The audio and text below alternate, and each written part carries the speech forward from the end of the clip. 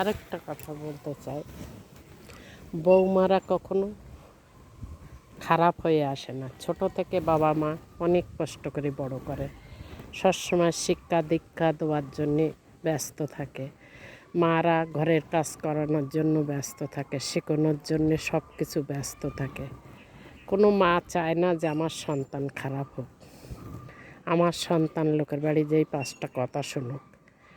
কিন্তু কপাল দোষে আমরা পরের বাড়ি যেই লাঞ্ছনা গঞ্জনা অনেক কিছু সহ্য করতে হয়। তা এটা আমাদের কর্মফল।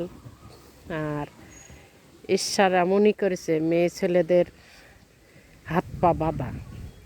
সেই ছোটো থেকে হবার আগে থেকে এরা সবার লাঞ্ছনা গাঞ্জনা পাওয়ার জন্যেই ব্যস্ত থাকে।